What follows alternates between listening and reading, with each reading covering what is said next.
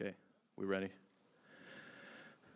All right, so this is a little bit of a different kind of presentation for a programming conference, and maybe they put it at the end of the day because you're perhaps worn out from seeing code and that kind of thing. So it's not that different, I think, for me anyway, because the reason that I've looked at programming languages and tools is because I'm searching for things that make us more productive. And I think at some point I began to realize in the back of my brain that the programming languages and tools had leaped forward far enough that the thing that was holding us back was not so much the tools, even though they still do, but more the business structures that we work within. And there are a lot of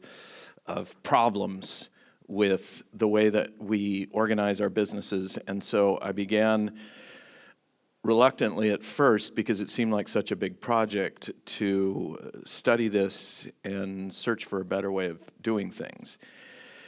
And that's what I'm going to talk about today. And most of what I'm going to show you is not answers, but questions and observations, things about, why, how and why things work so badly.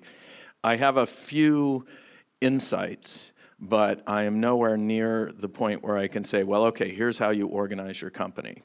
But I will kind of give you a dump of what I've gotten so far. If you want to read more about it, the reinventingbusiness.com is my blog. And if you go there, you can kind of go back and basically I try and report everything that I do, mostly books that I've read and companies that I've visited and various insights as they come to me. Let's see, you've seen this stuff.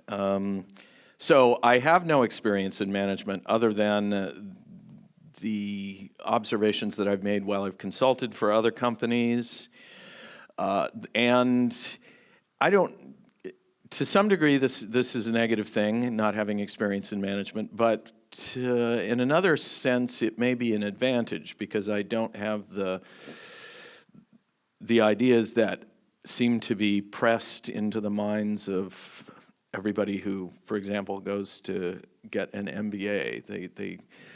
That, I think, is a terribly damaging experience from all the research that I've done. This is a very difficult problem to try and solve, and so I am falling back on my tenacity. So reading books and talking to people and visiting companies and I just keep at it. That's how I'm getting any progress at all.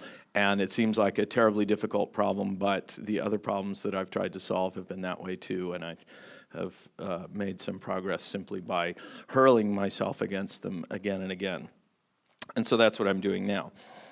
What started this is the experience of open spaces conferences, which began because I had been involved in organizing a number of conferences, in particular the Software Development Conference, which used to be the largest conference in the world that was dedicated purely to programming.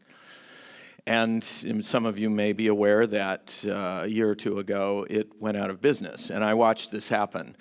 And I was on the senior advisory committee for organizing the conference for, I don't know what it was, 7 or 8 years.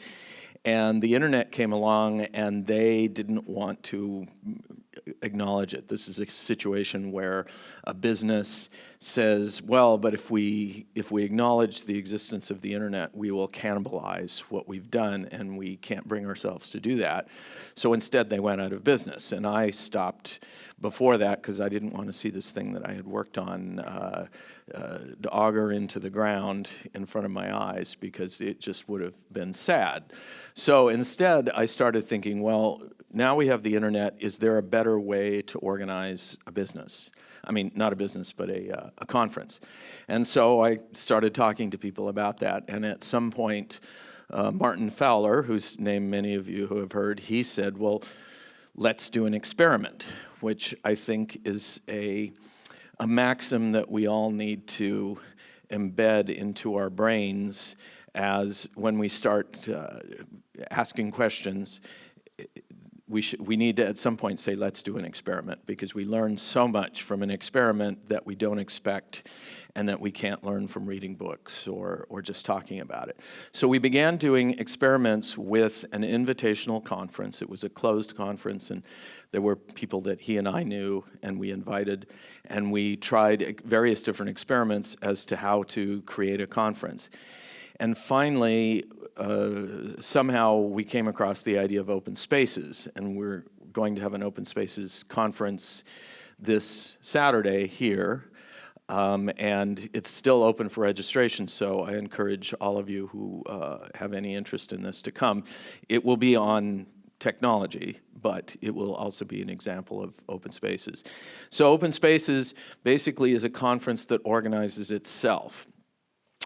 And you put up a board with a sheet of paper and times and rooms, and people have Post-it notes, and they can say, I would like to have a discussion about this.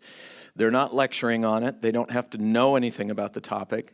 They simply want to have a discussion about it. Now, versus this conference that you've come to where we have speakers that lecture to you, in the open spaces world, we refer to these as eyes forward conferences. And for the reason that you're sitting there with your eyes forward and I'm speaking. In open spaces, it's all about discussions. And the realization, I think, was that, gee, the hallway conversations are the best part of the conference. Let's just do those. So the way this works is the first time that you organize one of these things, and once you see it done, you realize that, well, Bruce isn't doing any work at all. I could do that. And so you can go back and organize your own open spaces conference.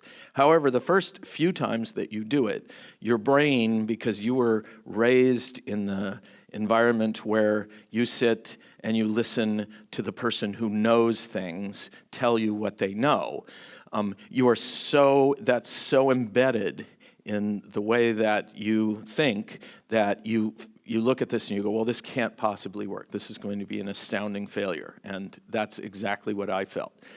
But after a while, you see it work, and you not only see it work, but you see people have the best time at a conference that they ever have. And it ruins you for regular conferences. It's very hard for me to come to one of these and sit in the audience and listen to somebody talk and not have a discussion, so because of open spaces conferences. So the whole point of this was I assumed that this wouldn't work and that I would simply have to do something very similar to the way the traditional conference worked. And I had my world turned upside down by seeing how well an open spaces conference worked. What that did was make me start wondering, well, what else do we, air quotes, know about the world that is wrong, that if we changed it, it could make our experience much, much better? And eventually that brought me around to businesses and looking at how badly business works and wondering, well, maybe it's just a matter of the structure. And if we change the structure, maybe business would be a wonderful thing to do instead of this kind of terrible thing that we have now. So I began searching for ways how. One of the things that I discovered was that I needed to, just the same way that I discovered or learned about open spaces, I needed to expose myself to different things so I could figure out what's outside the box that we have, that other people have put us in and that we have put ourselves in. And so I try a bunch of different things that are intended just to open my mind and allow me to look at things in a different way. One of these is I've been to the Burning Man Festival about 5 times. And that is a completely different world and a completely different way to envision a city and how it works and how people interact with each other. And it's a really wonderful experience, and the organization is different in that. And And another thing that I've been doing is I've begun to visit companies, which is a really, it's surprisingly, it takes a lot of energy, not just to get there, but to see how different companies work and step into their world. It's, for some reason, it's kind of a struggle, but what I find is that when I'm there's a certain feeling that you have of discomfort, and that is the feeling of your brain cells growing and creating new connections. It's typically not it's not exactly a pleasant thing, and that's why we avoid it. And maybe you can learn to make it pleasant. And for example, on this trip, I'm speaking at the conference, but we have also arranged to visit some companies. And again, that's to expose myself to new concepts. So it's a difficult problem because I have to question everything, all of the things that we believe are true about business, for example, and businessmen say, well, this is the bottom line, this is the way you have to do things, and I have to ask that question for everything. Is this true? Is this just something that we have come to believe? And it's really astounding how much myth there is in the business world. In fact, one of the first books that I read is called The Myth of Management. And this fellow who got a PhD in philosophy and got involved in management consulting and at some point extracted himself from it. He used the discipline that he learned by studying philosophy to take apart the entire structure of management and expose it for what it is, which you could sort of summarize it as a pack of lies. It began with Frederick Winslow Taylor, who is the self-labeled father of scientific management, and this is where it starts. What he did was actually to he decided the results that he wanted to produce, and then he fabricated the data to produce those results. And this is what he calls scientific management. Now, this is obviously the opposite of science. Science is not about making up results, finding results, but he was successful, and therefore other people followed him. And when you go back and look at the history of this, of the stuff that we know, and when we actually get real data, how it is ignored, it just blows your mind. So this is just one of the difficult things about this. When you read about the history of corporatism, that's kind of depressing, where it came from and what they wanted it to do. Visiting startups and seeing at least some of them hurtling towards the precipice, but absolutely convinced that they know what they're doing. That's also disturbing because there's nothing I can say to convince them. I mean, after all, they started this company and they got their funding and they're doing this thing, and they can't see where they're headed, but they're convinced that they're being successful. One of the interesting things that's been happening is that, it turns out that a corporation has a fairly small lifetime. It's always been roughly on the order of 50 or 60 years, possibly just a few years beyond the lifetime of the founder. Now, we don't think about corporations this way. We think about them as these kind of castles that are going to stay around forever, but they live a surprisingly short period of time. So they go out of business, and lately, and probably because of the disruptions caused by computers first and then the internet later, disruptions that organizations are structurally unable to deal with, they've been starting to go out of business even faster. So, and at the same time, if it is suggested that they need to make changes, they might agree with you, but they won't make any changes. They are simply unable to do that.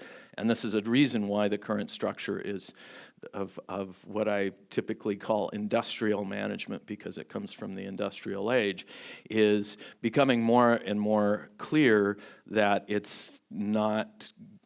needs to change. When I started this project, I assumed that I was going to be one crazy voice crying out in the wilderness. as I begin to read more and more, I discovered that far from that, I'm kind of the last person to get on the first train leaving the station. There's a lot of people struggling with this same problem. And they're not just inventing new management techniques so that they can become management gurus. They're actually struggling to look at the fundamentals and see what do we need to change. So here's an interesting thing. A city is something that is, as far as we can tell, almost impossible to kill. If you drop an atomic bomb on a city, it grows back. If you flood a city with a hurricane, it grows back. Cities just keep coming back. Companies, on the other hand, tend to be very fragile and die quite easily. So one of the other interesting things about cities is that they are what are called superlinear. And the linear is we put in more people and we get more productivity. Yeah. So adding more people makes the city more efficient. Companies, on the other hand, as you add more people, it becomes less efficient. So as a result, we say that a city is superlinear. It gets more efficient as it gets denser, as it has more people, whereas company is sublinear. It gets less efficient. And you've seen this happen as you've looked at companies and you've seen them grow. I mean, if you just consider Microsoft, the billions of dollars that flow through there every year, and really what did they do with it? Almost nothing. They haven't really invented anything new and interesting in proportion to the amount of money that they're getting. Whereas if you think, how else could we use that money and be far more productive? And you can see this with company after company. It gets big and it gets stodgy and unable to develop anything new. In fact, it turns around and it protects what it has. And that's a real problem.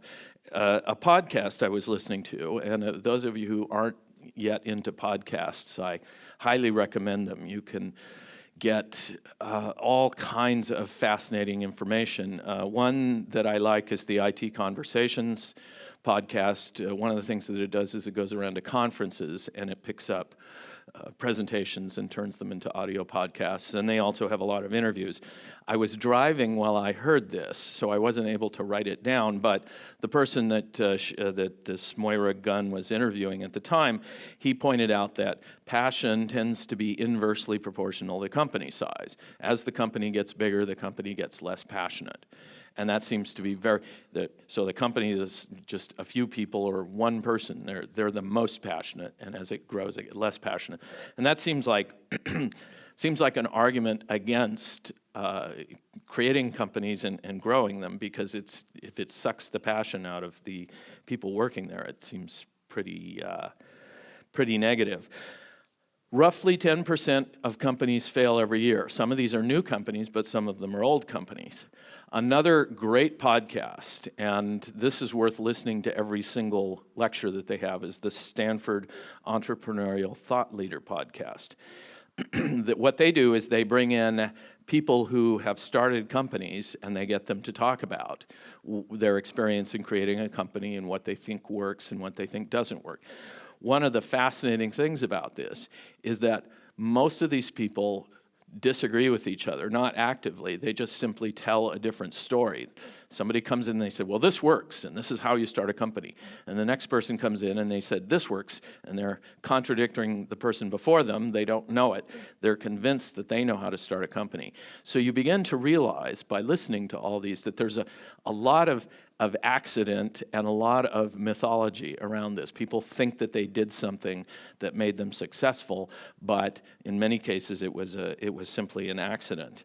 I think Ed Catmull from Pixar, he's the CEO of Pixar, which is a very good lecture that he gave.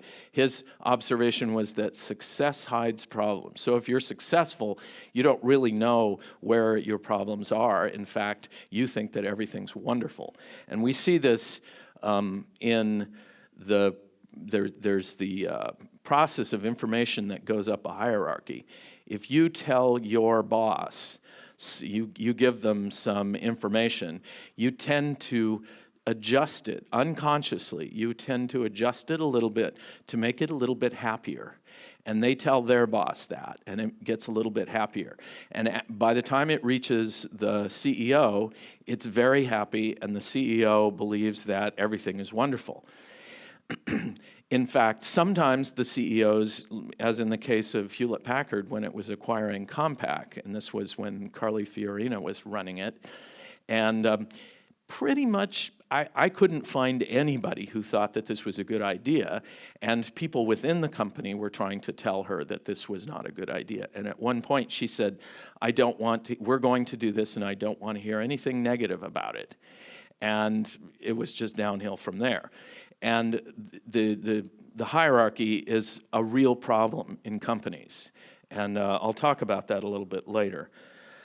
So in contrast with success hiding problems, I find that failures are the things that give us our greatest epiphanies. Even though they're uncomfortable and we don't really want to do them, if you really look at what goes on, most of your experiments will fail. And following in the steps of Thomas Edison, what you really want to do is a lot of cheap experiments so you can quickly learn what doesn't work and zone in on the things that actually will work. There's another podcast on Freakonomics, which is an economics. It's a much more interesting and listenable approach to economics. And there was a book that came out. I don't know if you've seen it here, but it came out in the United States and kind of shook things up because of the way that they looked at things. And they talk about the issues of when we quit and how we tend to resist quitting because of the concept of sunk costs. And a sunk cost is something that you've paid for already, and you probably have seen this in companies that you worked for where some manager will tell you, yes, this piece of software that we bought is really bad, but we paid for it, and so you have to use it because somehow that will make things better. I mean, and you can easily see it in somebody else, but in your own brain, it's very difficult to detect. Well, I paid for this car, and it's a lemon, but I have to drive it because, I paid for it. And so I'm going to suffer because I can't let go of it. It's hard to change your thinking to say that, okay, that money is gone, and if this thing isn't working, I let it go and I move on. It's really hard for us to do. So it's kind of a human nature thing. So when we invest time and effort into a project, and it's often very hard for us to admit that maybe it was a failed experiment and it's not working out. And we want to cling to it rather than stepping back and say, what can we learn from this? How can we move ahead, take what we've learned and move forward? So we tend to get stuck this way. There's a book by Seth Godin, who is he's somebody else who's looking at how do we change the way organizations work. It's called The Dip, and he talks about the starting of the project, and then you always go through this dip where there's a lot of work that you have to slog through in order to get to success. And one of the things he says is sometimes it's not worth going through that dip. Sometimes you need to say, this is not worth it. Startups do something very often, most of them in fact, which is called pivoting. And that simply means that the startup will say, well, we're going to make this product. And then they maybe get some funding or put some of their own money in it. And they get partway through and they discover, this isn't really, we tried selling it to people and nobody wants it, so maybe it's a bad idea. So what we need to do is change and figure out what we really should sell, which kind of, I find this very interesting because traditionally your whole getting funding and everything revolves around the idea. But if the idea can fail and change, maybe we need to make the pitch to people who are funding based on something else. And I would say the quality of the team and how you're organizing the company. And the product really doesn't matter. So as a result, the things that we can come away with from this is that what you want to do is do a lot of experiments, make the experiments survivable, make them cheap as possible. And obviously we can do that more and more with the internet now. You have systems like Heroku, which allow you to launch a product and not worry about having server farms or scaling or anything like that, or even the effort of putting the thing up there. You can put a product up in no time at all on the web and see what happens. So you can do a lot of cheap experiments. And the other thing is to fail fast. And that's a variation of doing a lot of experiments. The quicker you can discover failure, the quicker you can learn from that and move on to the next experiment. As I note here, these things are easy to say, but for some reason, and I suspect it may be how we have been schooled, it's hard to do. We have been taught to, there is a problem, there is a solution, and you have to beat your head against it until you find the solution. And the idea of doing experiments and learning from them and doing more experiments is less emphasized. So, for example, in my whole life, my failure to take business seriously up until now was based, in fact, the reason that I kept going to graduate school is because I didn't want to join the real world. It looked awful to me to be involved in businesses, and it looked like slavery, and I didn't want to do it. And it's only recently that I began to realize that, well, not every business is awful, and they don't have to be awful. And so I could have, if I'd had a different perspective, if I'd been willing to be a little bit more open-minded or creative or experimental, I could have been creating businesses with other people, not just running my own business, which is how I solved the problem. But I don't think it's too late. I do imagine, what if I was in graduate school and I got a letter from myself in the future that somehow described this structure that I haven't figured out yet, but say something that works as well for business as open spaces works for conferences. What if I got this little booklet and it says, well, here's how you do it. Get some of your friends in graduate school and put this thing together, especially while you're still living on the cheap, and start building something. It would have been, well, interesting. It would have been a different path in life. But so I do enjoy working in teams. I just don't like the way existing companies work. As I say, they feel kind of like slavery to me. So, and apparently I'm not alone, at least in the US. I don't know how it is in the rest of the world, but the statistics that I saw are in the US, over half, and we're talking 50 and as high as 80%, depending on where the data is coming from. Half of the people who are working hate their jobs, and that means that they're not inspired. Their creativity, their productivity is lost. And to me, that's a great tragedy. And this is one of the difficult things about this project. When you start looking at the way the world is, and this is one of the tenets that the Buddha tried to tell us, which is one of the processes that you have to go through is to see and accept the world the way it is. And this is surprisingly hard. It's much easier to kind of push it away and not see and accept it. But you can't make any changes until you accept it the way it is.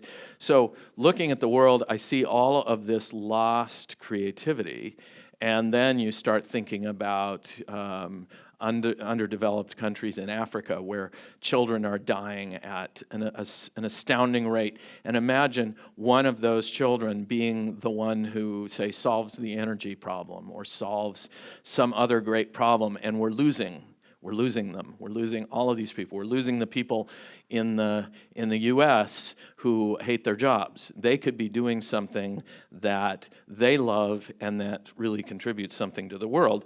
And in fact, that may be the question that I started wondering about, which, yes, it's a crazy question. What if everybody loved what they were doing? And the first response is, well, no, the world doesn't work that way. Everybody can't love what they're doing. But what if we could do it anyway?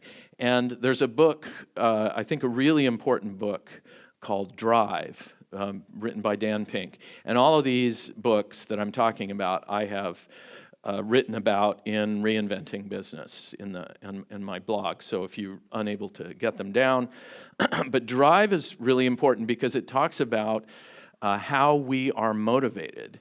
And it turns out not only are we typically not motivated by money, but money is often a demotivator. I know that I found it that way myself. It's like, well, if you do this, we'll give you more money. And for me, programming has always been a creative activity. And so by offering me more money in order to do a lot of the things involved, it felt like you were turning it, you were demeaning what I wanted to do as an art. So is it possible to take a company and structure it around productivity and fun and personal satisfaction? And it turns out that in 1950, I think it was 1958, there was a company in the US that was started. It's called W.L. Gore. And those of you who have Gore-Tex jackets, that material came from Gore. Gore started the company with the idea that he wanted to maximize creativity. He wasn't trying to maximize profits. And the company last year was, it brought in over $8 billion. So it's doing pretty well. $8 billion is decent for, a company. I would call it healthy, and they continue to put out more and more products. And it's because they have structured themselves differently around the idea of creativity and productivity. So it is possible. And there are other companies that we begin to see. Now, what's interesting about Gore is it's been around since the late 50s, and yet you don't hear about it. And that's because the business press and the business world in general don't really know what to do with that because it disagrees with everything that they have learned from Taylor and his followers and the people who followed his techniques of making stuff up. So they don't. It doesn't really fit with their worldview, and they simply don't tend to report on it. So many of you might be familiar with Maslow's hierarchy of needs. This is Abraham Maslow was a psychologist, and he came up with this idea that we have to move up this pyramid, this triangle, where at the base you're just trying to survive and get your basic needs satisfied. And then once you have those, then you need to deal with issues of safety, and then once you feel safe enough, then you can talk about love and belonging and self-esteem, and eventually you reach this point of self-actualization. And notice that the bottom line of self-actualization is acceptance of facts, which we seem to have a lot of trouble with in the United States. There's a lot of people who have trouble accepting facts, and they resist it. So they're clearly at a lower level. But and many of these things, there's a lot of struggle with that. So you can see it in action. But the self-actualization level looks like the most fun place to be.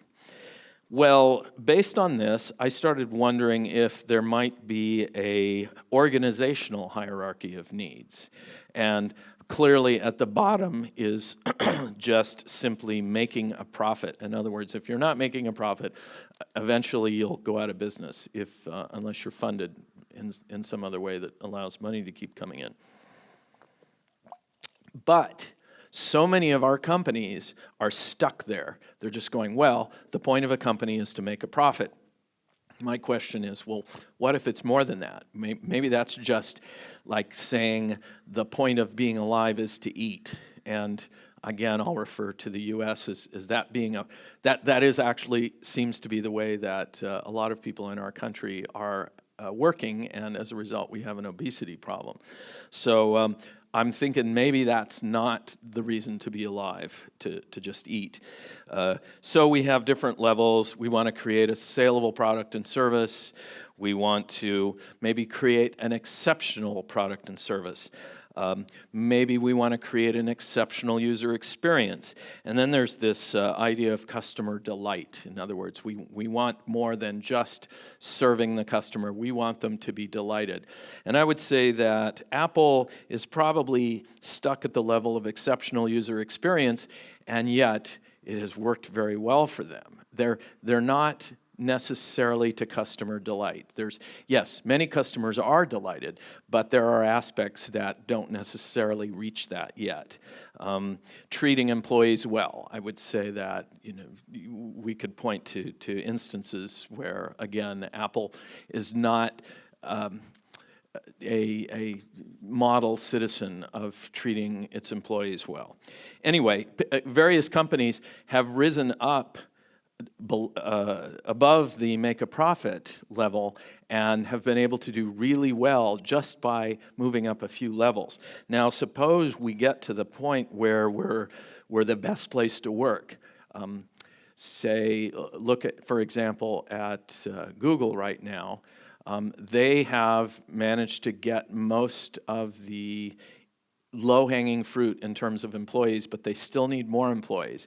They're a great place to work. I just visited them a few weeks ago. I visited 2 of their offices, the main office in Mountain View and also the one in San Francisco, because I was talking to Guido van Rossum there. And yes, it's a very nice place to work. If I were just coming out of graduate school and I saw it and I didn't know any better, I might say, wow, I'd like to work here. But there's a whole bunch of people who are really sharp and who have no interest in going to work for Google because it's not the best place to work. And in fact, Google is having some trouble, I think, now competing with Facebook, because while Google has 20% time, and those of you who are not familiar with that, it means that in theory, you can work 4 days a week on the projects Google wants you to work on, and the 5th day, you can work on anything you want to. And a lot of the interesting projects have come out of 20% time. Now, I'm not sure if that's getting a little encroached upon at this point. I'm not sure if 20% time is still an easy thing to do. But just from what I've heard about Facebook, if you go work there as an engineer, not that I'm a huge fan of Facebook, I don't, I think their model is ultimately flawed and will probably cause them to maybe more quickly recede into the annals of history, because if somebody can come up with a better model that serves the actual user rather than the advertiser, then more people are going to flock to that. Anyway, apparently when you go to work for Facebook, you can do whatever you want 100% of the time. Now, which company are you going to be more interested in working for? So that's the level of competition that we're starting to achieve. So anyway, I'm thinking, well, maybe we can begin moving up this organizational hierarchy of needs. There's a book that came out recently called Imagine by Jonathan Lehrer, and one of the things that he's looking at various different studies, one of the things that he points out is inspiration comes when you stop focusing on the problem. So very often in the shower, for example, or when you're taking a hike or something like that. Now, when I have conferences in Crested Butte, these are all very free-form conferences, initially open spaces, and we now do workshops where you come and work on whatever you want. And we also have hikes and other sort of outdoor events. During the Java Posse Roundup, which happens during the winter, we have skiing, and I agonized over this for a long time. I thought, well, we're a ski resort. Do we just pretend that skiing will never happen and people sneak off and do it, or should we just allow time for it? We decided just to be transparent. I'm discovering that's an important maxim, is transparency for all kinds of companies. So we decided we'll be transparent. We'll say, in the afternoons, there's time to go skiing. Now, we had a fellow who could only come if he promised his manager that he would not ski. Now, according to the studies that this book is citing, those times, if he went skiing with us, those are the times when he would get his ideas. And that is what we find. Most people report that they have their best conversations on the ski lifts or when they're hiking, or, once you remove that structure of focusing on the problem. Industrial management only, the thing that they believe and act on is that the way you get people to solve problems is you constantly get them to focus on the problem. And this makes sense because if you're building, if you're working on an assembly line, if you're not focusing on putting your cog in place, then the assembly line comes to a stop. So assuming that thought work is the same as assembly line work, then the whole point must be to keep you focused on the problem. Of course, this book says that, and the studies cited in this book says that, well, that's precisely not the way to solve your problem. But that's the only way that industrial management knows how to work, is to say, here, keep thinking about the problem. And in addition to that, they equate time with productivity. Because again, if you're putting cogs on things, the longer you put cogs on things, the more productive you are. And so it must work that way for thinking work, right? So if you're programming, then the more hours that you program, the more work that you actually get done. Well, that's not true. You've had that experience. In my own world, I understand that I'm only good for at most 3 or 4 hours of really good work a day. I often keep trying because the satisfaction that I get in those hours, I want more of that. Even though I understand it and I've had that experience again and again, I'm too stupid to actually say, all right, I'm going to stop now and go do something completely different because I want the endorphin rush that comes from solving the problems. So I make my own self counterproductive. As a result of the way industrial management works, it can't, they can't find new problems or new solutions. They very quickly get stuck in whatever it was that the company was started around. And as a result, industrial management stifles innovation. They might say that they want it, but they actively suppress it. So the only thing that they can do is try to optimize what they've already done. And you see this in companies again and again.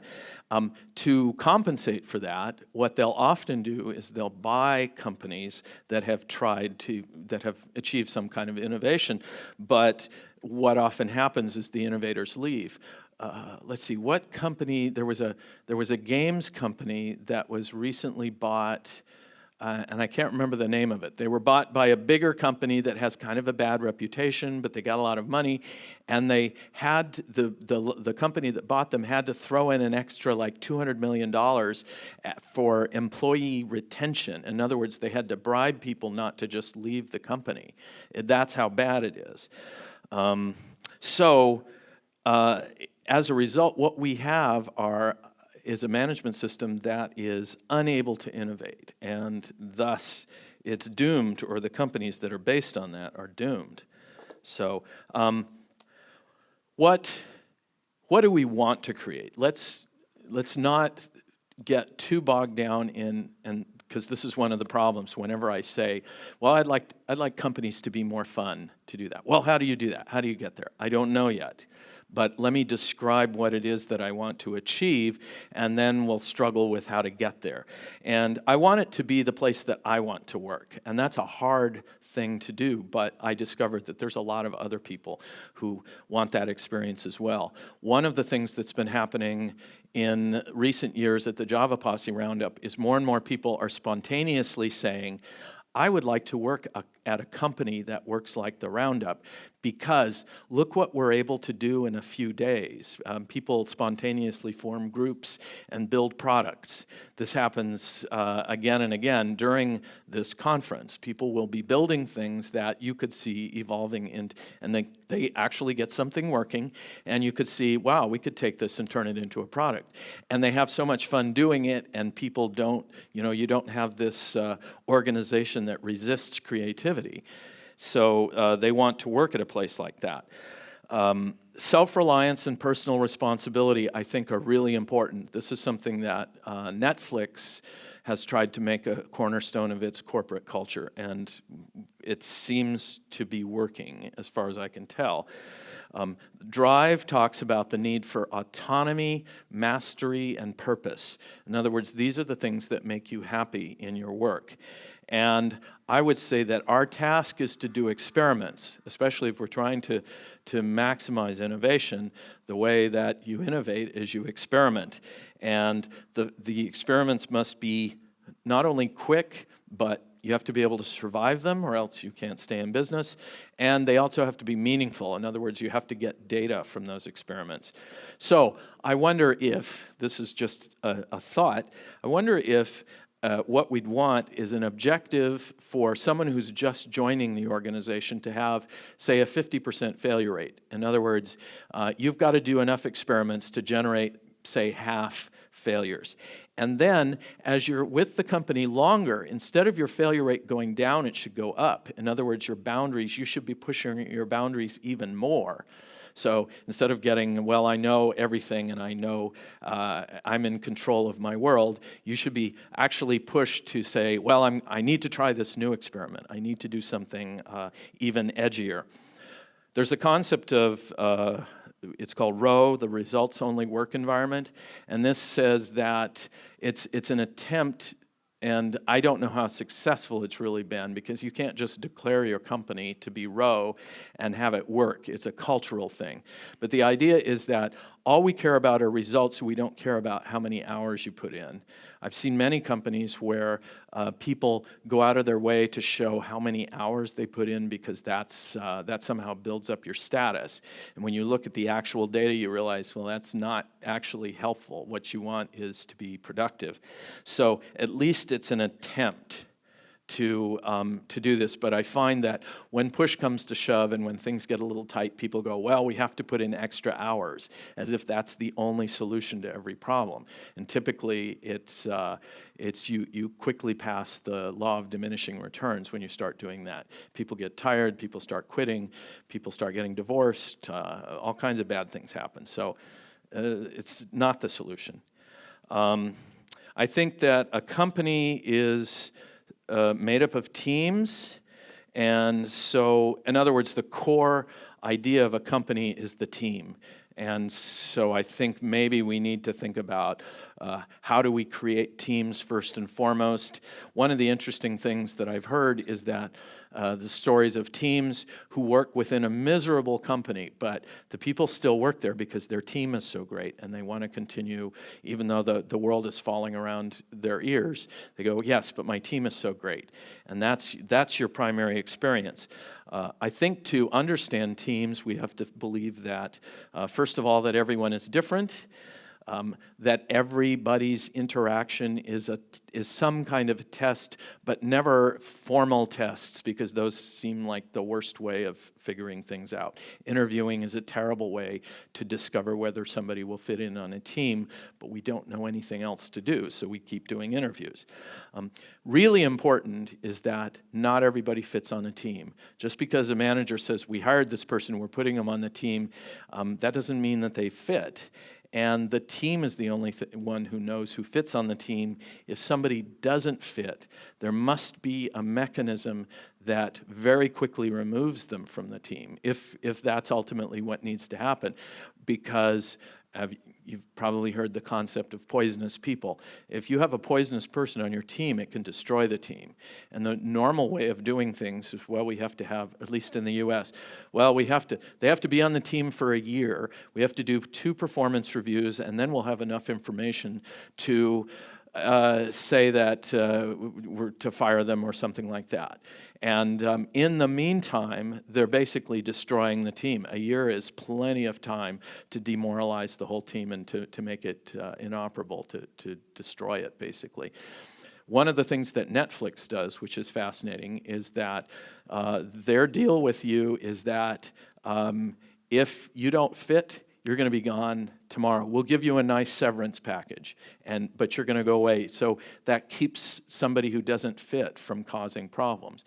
It can be a little rocky, I hear, but still, I think it's much better than the system that everybody else has. Okay, this is what I hear from a lot of companies. This is one of these illusions that I think is fascinating. Well, we only hire the best people. I talked to a company in Sweden, and they were a startup, and they're doing quite well, and they said, well, our deal is that we only hire the best people. How do you know that? How do you know who comes through your door, who's attracted? You're hiring the best people who show up, but the really best people may not even be interested in working for you. It's a fascinating fiction that people delude themselves with. You don't know what your hidden cultural filters are. You don't know who just doesn't appear. If you think about the way businesses work, if you go into a business that doesn't work for you, how often do you go and you explain to the manager, well, this is why it didn't work for me? Typically what you do is go, well, that was an unpleasant experience, and we'll just never come back. The management of that company doesn't get that feedback. They don't have any mechanism for that. If they do get the feedback, they typically resist. They go, well, no, we know what we're doing. We're running the company.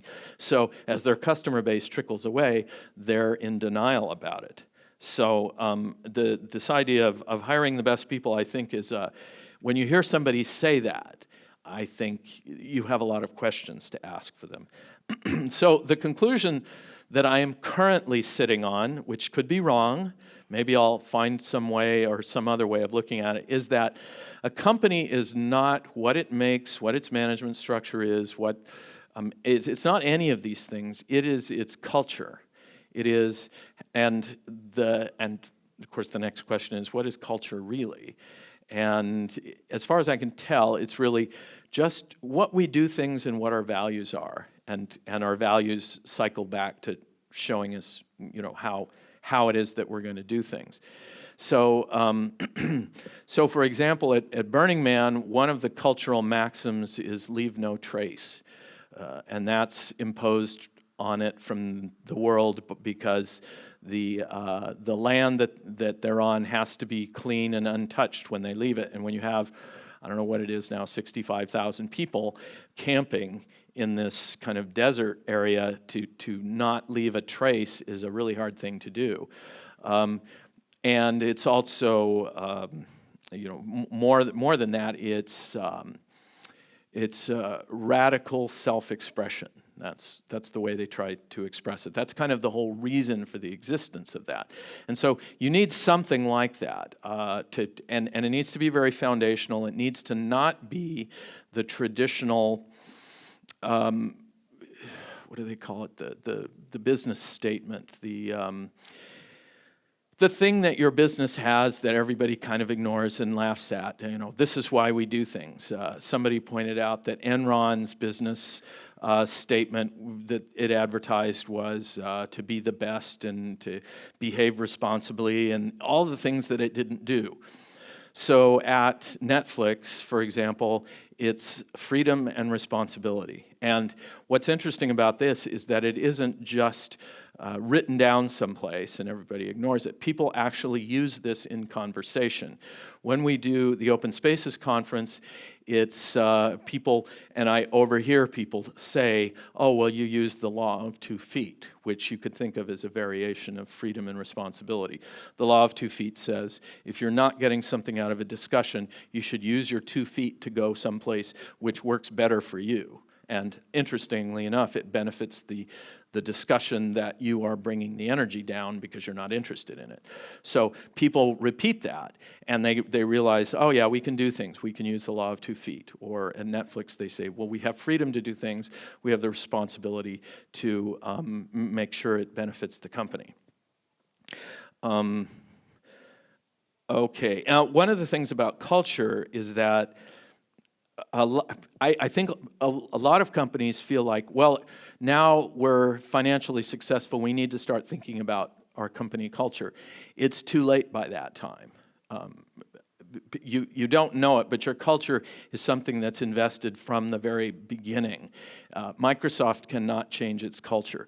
Bill Gates was a very aggressive person. As a result, all the people that he hired were aggressive, and now some of you may have seen, there's a cartoon where it compares different corporate cultures, and with Microsoft you see these different fiefdoms, and they've got guns and they're shooting, and there's a lot of infighting within that company, and they can't get rid of that because it was instilled from the very beginning by Bill and his behavior, and thus the people who he hired who acted like him. So you have to be very careful about thinking that you can modify the company culture. It has to be something.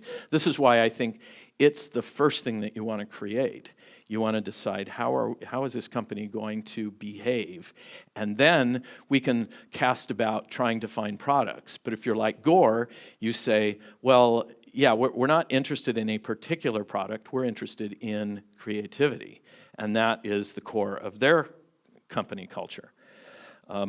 So one of the obstacles that I have to encounter, one of the things that I had to accept and acknowledge initially is that the problem of power, and how when you have a hierarchy, which most companies end up being a hierarchy, except those that explicitly decide to have a flat structure, like Gore, like Zappos is another example where they attempt to have a very flat structure, is you have the power hierarchy, and you have this levels and how information gets happier as it goes up, and it also gets distorted when it goes back down.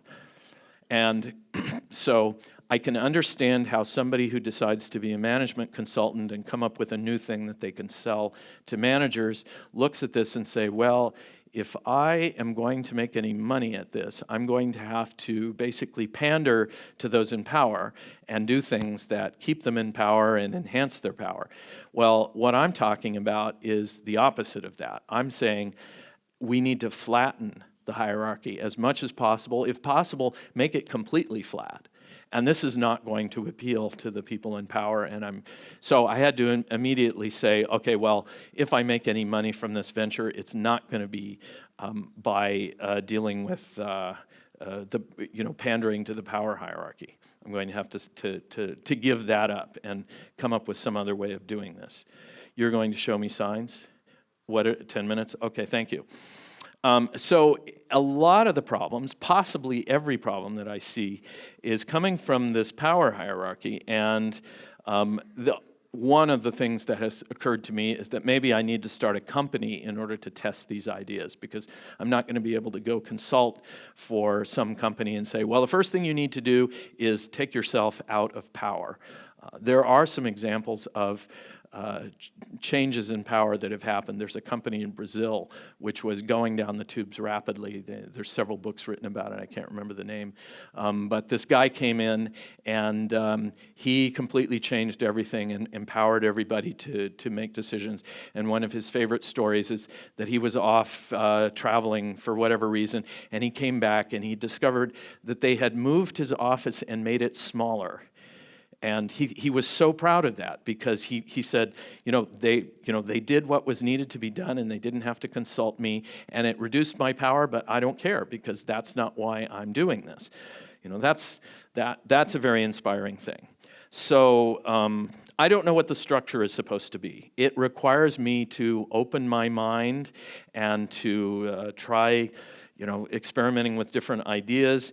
We often, and I encounter this a lot when I try and discuss this with, especially with business folks, who say, well, no, that won't work. We tend to try these ideas out in our head and come to the conclusion that they won't work.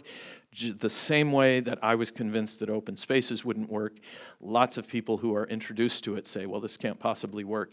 And then you have the experience and you see that, wow, it works so much better than anything that I've done before. So I'm looking for that. I have had some experiences.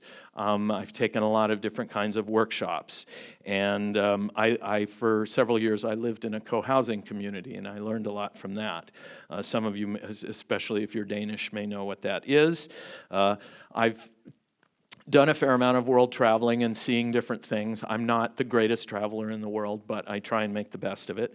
And things that I've mentioned to you already. One of the things that I have seen, and this is a big problem with especially startup companies, is when they believe that for some reason they're special and magical and they're going to be different. One of the definitions of insanity is doing the same thing over again and expecting different results. And you hear the same companies say things like, well, people are our most important asset. And that's really interesting, because if things get a little tight, the first thing that companies do is they start throwing their most important assets overboard. You're thinking, well, there's some sort of cognitive dissonance going on here. And I talked about hiring the best people. What does that mean? Companies who say we have a shallow hierarchy, well, unless you have some way built in to make sure that as soon as that hierarchy starts to thicken, you have a reaction to it and you make it shallow again, then that doesn't really say anything. That just says we happen to have a shallow hierarchy now. Another curious thing that you see in all companies is that we're only going to grow. Growth is the standard, and as a result, if a company has to shrink or it has to pull back a little bit, it goes into panic mode and it starts throwing people overboard. And there's no plan for, what if we make a mistake? We have to be able to survive that experiment without gutting our company. These are problems that we need to deal with rather than just ignore, which is what typical companies do. So, bottom line here is you have to have a mechanism built into your culture to protect your values. If you don't have that, the values will get compromised. And that mechanism has to come from everybody who works within the company. Leave no trace only works at Burning Man because everybody goes around and picks up trash. And make sure that the porta potties are clean and things like that after you use them. The culture has to happen throughout the company. Say within Netflix, freedom and responsibility has to be something that everybody understands and practices. If it's just something that the senior management decides this is what our culture is going to be and everybody is supposed to do it, then it's not going to work. It has to be something that is built into everybody. Yes, that's what I'm saying. So the MBAs, quote, know that given the opportunity, everybody's going to take as much from the company as that they can, because that's what the MBAs are doing. Look at CEO compensation, at least in the US. It's ridiculous. There's no way that a CEO can bring $400 million a year to the company. It's totally unjustified, but we have this crazy system in place that keeps increasing it because the CEO is just trying to take as much from the company as they can. That's what an MBA teaches you. Don't get an MBA if you're thinking about it. Do something else. So if people actually care about the company, they're going to guard and protect it. One of the things that I'm not sure about this for sure, but it seems like if you start creating a list of all the things that you're going to have in your culture, it's probably not going to work out. You kind of have to narrow yourself down to things like freedom and responsibility or the law of 2 feet or radical self-expression or one of those things. It has to be something that easily fits in your head and that you can focus on. I've seen companies feel like that they can do everything, and I think we run into the 7 plus or minus 2, and we have to move more towards the -2. So you figure you can probably hold 5 things in your head, 3 things easily, and 1 or 2 things you can really focus on over the long term. Finally, how close am I to? I'm out of time, actually. Okay. Well, this last isn't that important, but these are just some things that people have told me when when they've discovered that it's time to leave the company because something changes. Somebody decides, typically some MBA gets hired and they go, well, I have to make my mark here, so we're going to do things like, well, we're going to take away free sodas because that's a bad idea. Or the company goes from being run by a product person to being run by a bean counter. Well, the bean counter is going to maximize money at the expense of everything. Let's see. Oh, somebody said that at one company they were afraid to go into work. Wow, that's a bad sign. That's a really bad sign. Long remote status meetings, senior managers who don't understand the products.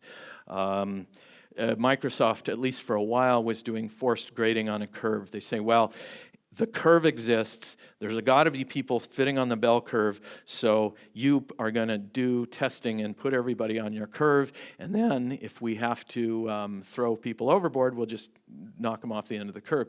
Doesn't matter whether they're essential to the project, or whether they really fit on, if that's the right curve they were evaluating. They were just, anyway, it's a bad idea. Management by numbers in general.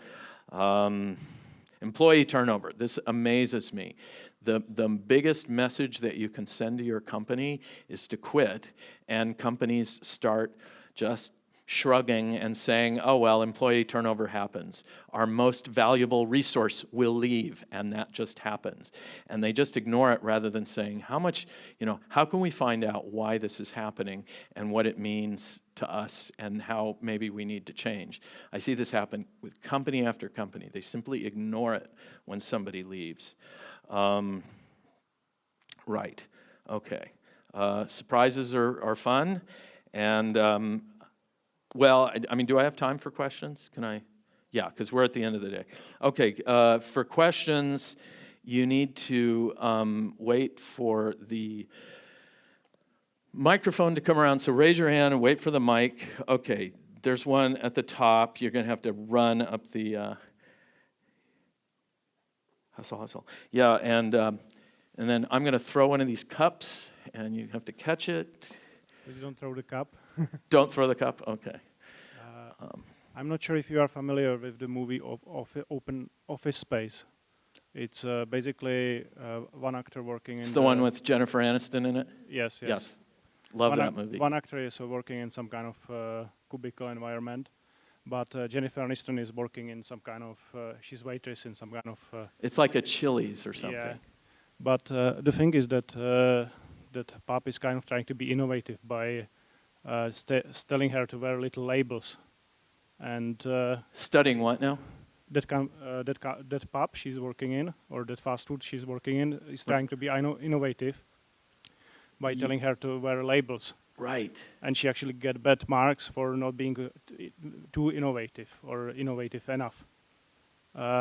My problem with this type of stuff is that basically I'm at work and I'm doing my work, and let's say that work is not great, but I have users who are happy, and I do loads of bug fixing, which I actually enjoy. And then the management comes and they say that we will start being innovative, we will start using iPads and all that stuff, and it's actually getting away of my work, so I cannot actually work, and it can be actually really annoying if company tries to be innovative.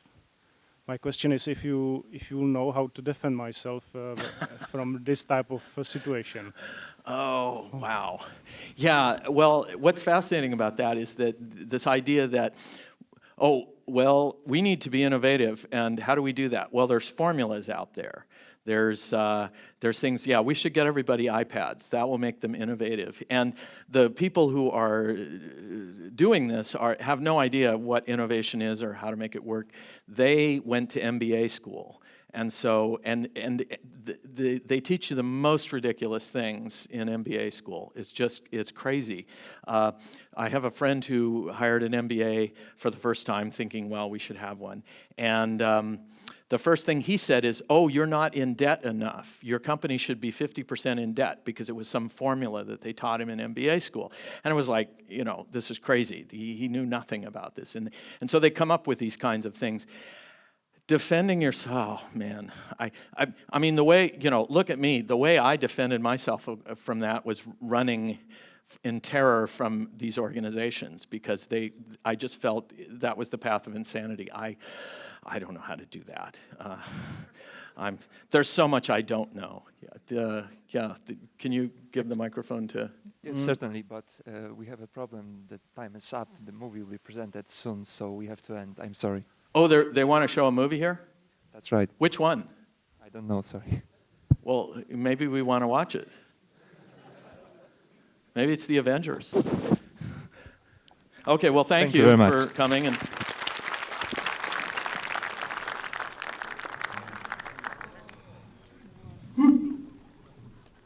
I'll be around if you want to.